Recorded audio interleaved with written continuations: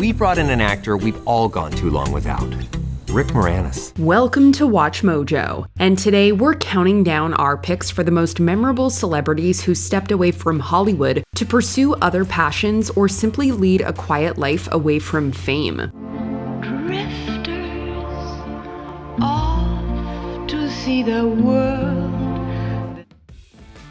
Number 20. Mary-Kate and Ashley Olsen.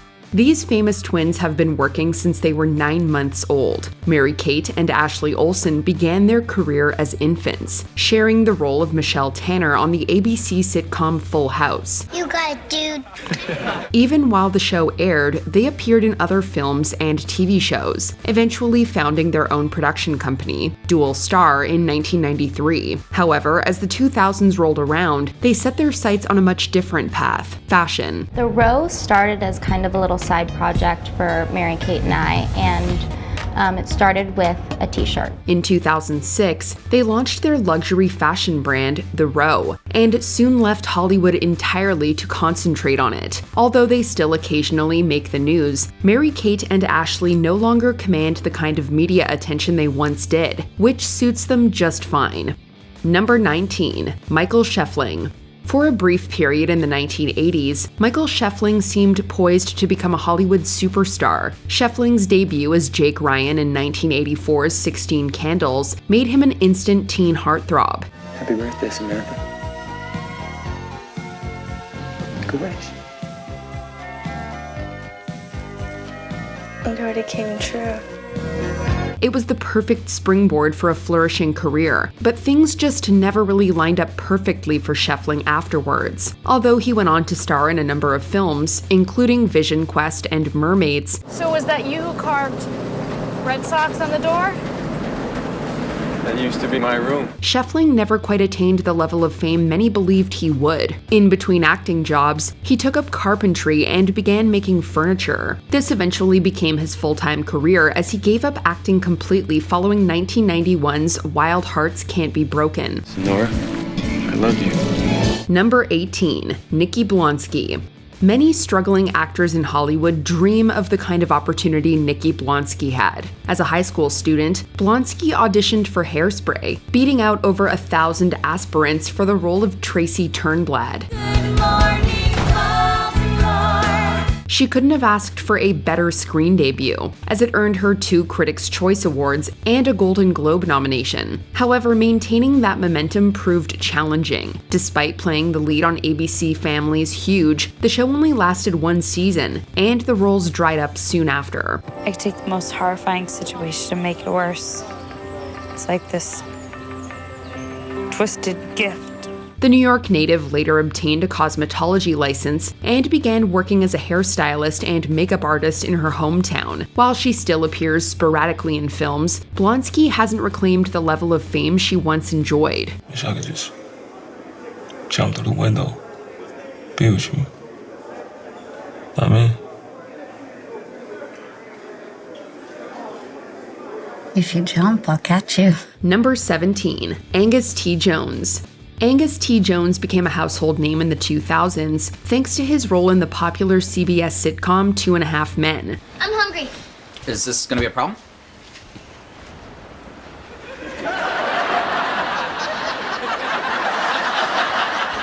I guess not. During this period, he was the highest paid child actor on TV, reportedly earning $300,000 per episode. In late 2012, at the peak of his fame, Jones suddenly announced that he was done appearing on the show. This was because he had been baptized and was turned off by the sitcom's mature content, which he later described as, quote, filth. Please stop filling your head with filth. Jones ultimately left 2.5 Men after 10 seasons and largely retreated from the spotlight. He has since worked as an executive in a multimedia company, but now expresses a desire to return to acting someday. Number 16. Amanda Bynes. This former child star first rose to prominence on the Nickelodeon sketch series All That before landing her own program, The Amanda Show. Bynes then progressed to teen idol, with roles in successful comedies like Big Fat Liar and What a Girl Wants. In 2010, after a prominent part in Easy A, Bynes announced she was taking an indefinite break from acting. There's a higher power that will judge you for your indecency. Tom Cruise? I hope for your sake that God has a sense of humor. Subsequently, she faced a slew of legal troubles and grappled with substance use disorder, which led to her being placed under a conservatorship. Despite overcoming these challenges and ending the conservatorship, Bynes doesn't seem ready to return to the screen. Instead, in 2023, she decided to pursue a new career as a manicurist. She added, "In the last several years, I've been working hard to improve my health so that I can live and work independently. And I will continue to prioritize my well-being in this next chapter." Number 15, Jonathan Taylor Thomas.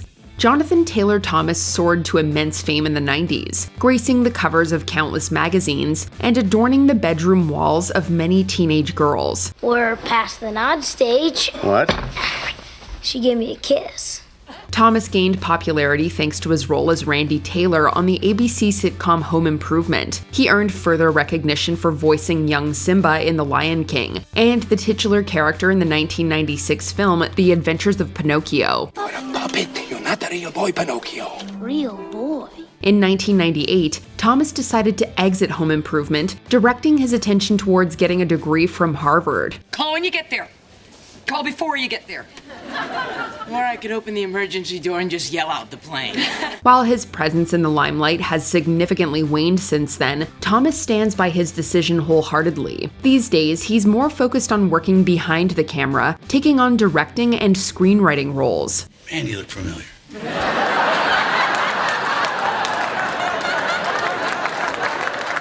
Well, I used to work with Kristen. That's not it. Number 14, Phoebe Kates. The 1980s were a significant era for teen comedy movies, many of which became classics and launched their young actors into stardom. I want a relationship. I want romance. You want romance? In Ridgemont? We can't even get cable TV here, Stacy. You want romance. One of such rising stars was Phoebe Kates. Born to a family of Hollywood insiders, Kates began her career as a dancer and model before venturing into acting. Her breakthrough came with 1982's Fast Times at Ridgemont High, followed by another success with Gremlins 2 years later. And that's how I found out there was no Santa Claus. In 1989, Kates got married to fellow actor Kevin Kline, with whom she welcomed 2 children. By the mid-90s, Kates decided to scale back on acting and prioritize raising her family. She eventually opened a boutique in New York City called Blue Tree, which she continues to oversee. What's that? Oh, funny you should ask. I think this would be perfect for her. This is the perfect husband bracelet. Number 13, Steven Seagal. Love him or hate him, but you can't deny the fact that Steven Seagal had Hollywood in a chokehold during the 90s. You're not a cook. Yeah, well, I also cook. At the outset of the decade, Seagal was largely unknown, but by its end, he had become one of Hollywood's most prominent action stars, even though he essentially played the same character in every film. However, as the 21st century progressed, Seagal's star diminished significantly, relegated to a string of laughably bad direct-to-video releases. Hey, did your brother kill my son? Concurrently, his association with Russia grew stronger, and he was granted citizenship to the country in 2016. He has not appeared in a film since 2019, the year following his appointment as Russia's special envoy to the US. Number 12, Bridget Fonda. Born into the renowned Fonda acting dynasty, Bridget Fonda began her career at the tender age of 5. Throughout the late 80s and 90s, she worked tirelessly, starring in notable films like The Godfather Part 2 and Jackie Brown. God damn, girl. You getting high already? It's just 2 o'clock. It's that late? You smoke too much of that shit. That shit's gonna rob you of your ambition. Not if your ambition is to get high and watch TV. Fonda continued to act until 2002, when she abruptly decided to retire from the spotlight for a much quieter life. I did a very good job. I used to sew up pigs. That was my specialty. The following year, she suffered a serious car accident that fractured her back, and later got married to film composer Danny Elfman. Since her retirement, Fonda has maintained a very low profile, only resurfacing in 2009 for the premiere of Quentin Tarantino's Inglourious Basterds. When asked if she would consider returning to the silver screen, Fonda dismissed the notion completely. I don't think so. It's too nice being a civilian. Number 11. Shirley Temple. During the Great Depression, Shirley Temple became a beacon of hope and joy for many Americans. On the good ship, lollipop, it's a sweet trip to a candy shop. Temple rose to fame as a child actress in the 1930s, captivating audiences worldwide with her talent, charm, and signature curly hair. At the height of her career, she was one of Hollywood's biggest sensations and the leading box office draw. Lean on me until you get started. However, as Temple grew older, her box office success declined, leading her to retire from the big screen at the age of 22. Subsequently, Temple pursued a career in politics and was appointed as a delegate to the United Nations General Assembly by President Richard Nixon. She would go on to serve as the U.S. ambassador to Ghana and Czechoslovakia. I think we all learned from the past. I just feel we shouldn't live there. We shouldn't live in the past. Number 10. Daniel Day-Lewis. Day-Lewis has always remained very private and introverted. Louder, Daniel! I am a sinner! I am a sinner. I am sorry, Lord. I am sorry, Lord. I want the blood. I want the blood. You have abandoned your child. I've abandoned my child. Far from the bright lights of Hollywood or London, the actor has lived in the quiet Irish village of Animo for the last 20+ years. He's also known for taking extended breaks between films, like the 5-year gap between Lincoln and Phantom Thread. I can't accomplish a goddamn thing of any human meaning or worth until we cure ourselves of slavery and end this pestilential war. However, the latter will supposedly be Day-Lewis's last, as he announced his retirement in June of 2017, offering no reason aside from the fact that, quote, the impulse to quit took root in him, and that he, quote, wanted to explore the world in a different way. That said, some people believe it was attributed to depression, as he was stated to have, quote, great sadness. Do you like it? I do. Number 9. Dylan Sprouse. One half of the Sprouse twins, the child actors famous for their roles in Big Daddy and The Sweet Life of Zack and Cody, Dylan and his brother Cole have enjoyed steady acting work nearly their entire lives. Why can't you drive us to the playground? Because I have to rehearse new choreography for my next show. Mr. Mosby thinks I need some younger moves. But while Cole landed the role of Jughead on Riverdale and starred in the 2019 film 5 Feet Apart, Dylan has taken a radically different path in life. It's been a quiet few months in Riverdale. Spring slid into summer, and some semblance of normal life resumed. In 2011, Dylan began studying video game design at the Gallatin School of Individualized Study, graduating in 2015. 3 years later, he opened the All Wise Meadery in Brooklyn. I started having to convince everybody that mead was a thing, and then Matt tried the mead that I was making, and now we are convincing everybody mead is a thing, pretty much. So, yeah. He's also dabbled in acting throughout the years, albeit in smaller, intimate projects. Nothing like the big mainstream work he used to do.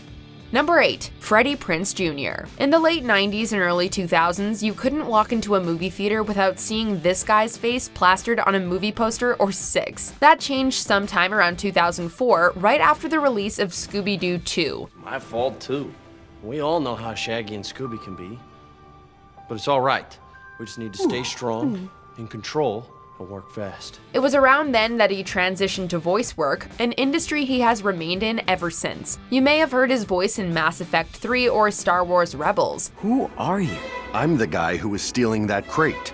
Hey, look, I stole this stuff, whatever it is, fair and square. And you made it pretty far. But I've got plans for that crate. It's still acting work, just not the kind that attracts the paparazzi. However, Prince Jr. has focused his attention in other fields as well. He co-wrote a cookbook with Rachel Wharton and served as a producer and director for the WWE. Yes, really. First of all, Booker, that's not a claim, that's a fact. And there are people in this room, in that ring right now that can attest to it. Number 7. Jack Gleason. You may not know Jack Gleason by name, but you certainly know his face, his oh-so-once punchable face. Don't you think we ought to do something about it? That's right, Joffrey Baratheon. Gleason earned renown and acclaim for playing the slimy Baratheon, Lannister child, but it seems like acting wasn't for him. Killed a few puppies today? Show him. Come on, show him. Gleason announced his retirement after wrapping up Game of Thrones, telling Entertainment Weekly that he had stopped enjoying it and didn't want to turn it into a lifelong career. He subsequently studied theology and philosophy at Dublin's Trinity College, where he graduated in 2015. 5 years later, Gleason returned to the screen, albeit in much more muted roles than the one he gained popularity for. Killing you would send your brother a message. But my mother insists on keeping you alive. Number 6. Mara Wilson. 90s kids will undoubtedly remember Mara Wilson as that adorable little actress from movies like Mrs. Doubtfire and Matilda. This is Natalie. Oh, hello, Natalie. Are you wearing bug spray? Oh, Maddie. Oh, it's quite all right, dear. No offense taken. I was a little liberal with the atomizer. Unfortunately, Wilson quickly grew disillusioned with the prospect of acting and the fame that came with it. In a 2012 blog post, Wilson addressed the various reasons for her early retirement, including the lack of creative freedom, the ridiculous celebrity aspect, and the dehumanizing audition process. Daddy, you're a crook. What? This is illegal. Yeah, keep drilling. Do you make money? Do you have a job? No, but don't people need good cars? Can't you sell good cars, Dad? And while she has left acting behind, she's still in the creative fields. She's lent her voice to BoJack Horseman and the famous podcast Welcome to Night Vale, and she's written both a book and a play. The latter was performed at the New York International Fringe Festival in 2013. But before you fold the omelet, I'd like the chef to hold the pan up and whisper his, or her, dreams into it. Number 5. Gene Hackman. A legend long before he played Little Bill Daggett in Unforgiven, a role that earned him a BAFTA, Oscar, and a Golden Globe, Gene Hackman is notoriously private and rarely gives interviews. I says, give me over your pistol. I ain't drunk. Ordinance says you got to turn in your firearms to the county office, day or night. Perhaps he sees no need, or maybe he just doesn't want to. Regardless, during one such rare interview with Larry King in 2004, Hackman announced he would be retiring. Let me bust one! I want to bust it! I want to bust it! Don't!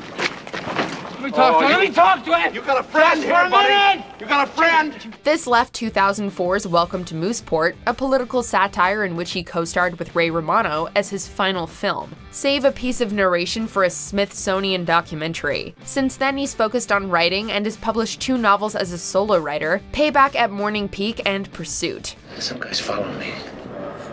Who? I don't know. It has something to do with the assignment last week. Number 4. Rick Moranis. After first finding fame with the Canadian sketch comedy series Second City Television, Rick Moranis successfully transitioned to major Hollywood productions. What sign are you waiting for? Gozer the Traveler. He will come in one of the pre-chosen forms. With prominent roles in franchises like Ghostbusters and Honey, I Shrunk the Kids, Moranis quickly became a household name. What are you saying, Nick?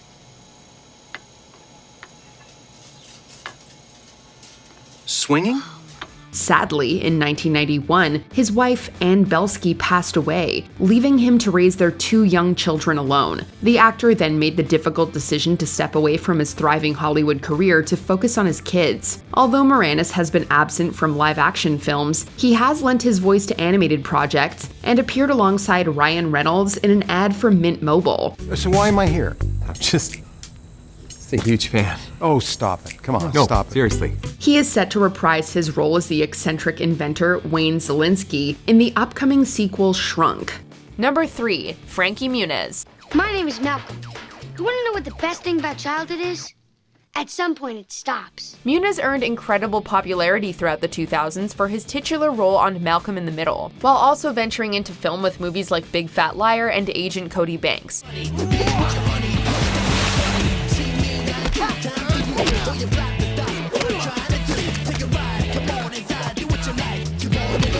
shortly after Malcolm wrapped in 2006, Muniz announced his retirement from acting and subsequently ventured in race car driving, performing music, and managing a band called Astro Lasso. And aside from a recent stint on Dancing with the Stars, Muniz is taking it easy with his partner Paige Prince. They currently co-manage a specialty olive oil shop in Arizona called Outrageous Olive Oils and Vinegars. I'm Frankie Muniz. And I'm Paige Price. And we are the owners of Outrageous Olive Oils and Vinegars. Number 2. Cary Grant.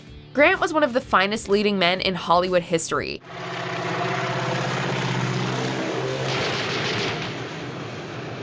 He could do it all, from suave romantic leads to screwball goofs to the dark and introspective characters of Alfred Hitchcock. Grant eventually retired in 1966 in order to raise his newborn daughter Jennifer in peace. By then, he had also grown disillusioned with the direction of Hollywood, believing that the golden age, for which he was a major part, was ending. All right, but would you mind if I put on something more formal?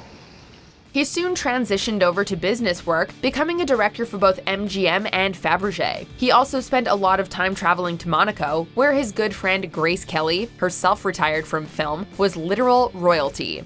Oh, no, isn't that amazing? The police want me in jail, my old friends want me dead, the cat wants me out of town. Before we continue, be sure to subscribe to our channel and ring the bell to get notified about our latest videos. You have the option to be notified for occasional videos or all of them. If you're on your phone, make sure you go into your settings and switch on notifications. Number 1. Audrey Hepburn. Among the most esteemed of leading ladies during the golden age of Hollywood, Audrey Hepburn was the first actress in history to win the BAFTA, Golden Globe, and Oscar for the same film, doing so for her role in Roman Holiday. Hello.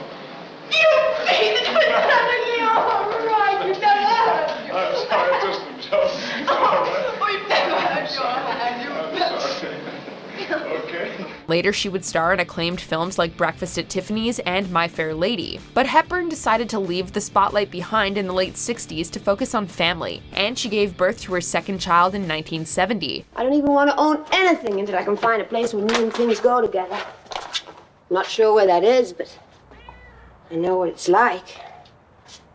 It's like Tiffany's. While she never quit acting altogether, she devoted much of her time to UNICEF and visiting countries like Ethiopia, Turkey, and Vietnam, eventually earning the Presidential Medal of Freedom for her efforts. Why not? Them she lived with would have killed her for a hat pin, let alone a hat. Which of these celebrities would you like to see make a comeback? Let us know in the comments. Cameron Diaz? Well, she's making her big movie comeback starring opposite Jamie Foxx in our first look at Back in Action. Did you enjoy this video? Check out these other clips from WatchMojo and be sure to subscribe and ring the bell to be notified about our latest videos.